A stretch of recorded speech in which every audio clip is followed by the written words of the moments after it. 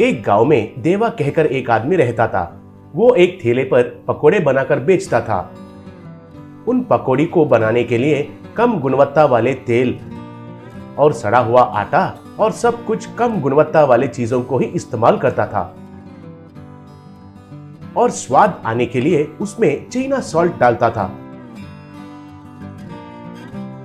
तब वो पकोड़े कम गुणवत्ता वाले चीजों से बनने से भी खाने वालों को तो बहुत स्वादिष्ट रहते थे। सब लोग उन पकोड़ी को जीभ से पानी निकलते हुए खाते थे। एक दिन वो शहर में एक शादी में गया। उधर एक कैटरिंग में एक आदमी एक प्याज को फूल के आकार में काटकर उससे पकोड़ी बना रहा था। देवा ने उस फ्लावर पकोड़ी को खाया। वो बहुत स्वादिष्ट लगा था।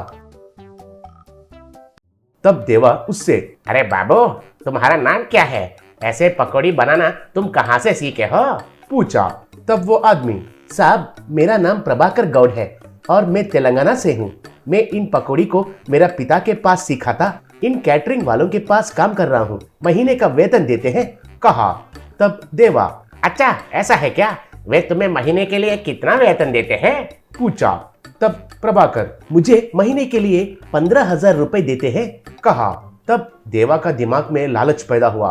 मन में, अरे इस आदमी को आज दिखाकर मेरे पास काम में लगाकर उसका फ्लावर पकौड़ी बनाने का तरीका सीखकर बाद में उसे भगा सकते हैं सोचकर, अरे प्रभाकर, अगर तुम मेरे पास काम करोगे तो तुम्हें महीने के लिए 20,000 वेतन देता हूँ। मैं भी एक पकौड़ी का ठेला चलाता हूँ। केवल वेतन ही नहीं, मेरा व्यापार के फायदे में तुम्हें 20% हिस्सा भी देता हूँ। मेरे साथ चलोगे क्या? पूछा। तब प्रभाकर, क्यों नहीं चलूंगा सर। इधर वेतन काफी नहीं होकर बहुत तकलीफ भी हो रहा है। घर को सही से पैसे नहीं बेच पा रहा हूँ। चलिए जाएंगे, कहा। ऐसे प्रभाकर देवा के ठेले के पास ऑनियन फ्लावर पकौड़ी बनाना शुरू किया। उनको खाकर लोग पगले गए। उस स्वाद के लिए फिदा बन गए। एक ग्राहक, क्या है देवा, कहां से पकड़े हो इस लड़के को? इसका बनाया पकौड़ी तो देखने के लिए ही नहीं, खाने के लिए भी बहुत बहुत बहुत स्वादिष्ट है, कहा। तब एक औरत, अरे वाह, कितने स्वादिष्ट है ये पकोड़े। अब तक ऐसे स्वादिष्ट पकोड़े मैंने कहीं देखे नहीं और खाए भी नहीं। बहुत मजेदार है ये, बहुत मजेदार है बाबू ये पकोड़े, कहकर तारीफ किया। प्रभाकर बहुत बहुत खुश हुआ, लेकिन देवा तो ईर्ष्या से जलने लगा। इसे ऐसे ही छोड़ दिया तो इस गांव में हीरो बनेगा जैसा लग रहा है। तुरंत उसका पकोड़ी बनाने का तरीका सीखकर उसे इधर से भगा देना चाहिए, सोचा। ऐसे धीरे धीरे से देवा प्रभाकर से पूछकर प्याज को फूल जैसे कैसे काटते हैं और उसे तेल में तलाना, ये सब कुछ सीख लिया। एक महीना हो गया। प्रभाकर वेतन के लिए पूछा। तब देवा, क्या रे, तुम्हें क्या वेतन देना है बेवकूफ कहीं का? अब तुमसे मुझे कोई काम नहीं है, चले जाओ इधर से, कहा। तब प्रभाकर, ये तो बहुत अन्याय है जी। आप पर विश्वास करके जो काम था वो छोड़कर आपके पास आ गया हूँ। आपने तो मुझे वेतन के साथ साथ फायदा में हिस्सा भी देंगे बोले थे ना, भूल गए हैं क्या? पूछा। तब देवा, अरे भूला नहीं रे, जानबूझकर ही ऐसा कर रहा हूँ। अब मैं भी तुम्हारे जैसे पकौड़ी बना सकता हूँ ना। अब तुमसे मुझे क्या काम होगा बताओ? अब तुमसे कोई काम नहीं है, जाओ रे जाओ इधर से, कहकर उसे निकाल दिया। तब प्रभाकर बहुत दुखी हुआ और उसे बहुत गुस्सा भी आया। वो कैसे भी देवा को सबक सिखाना है कहकर तय किया। प्रभाकर तुरंत उस गांव का पुलिस स्टेशन में गया।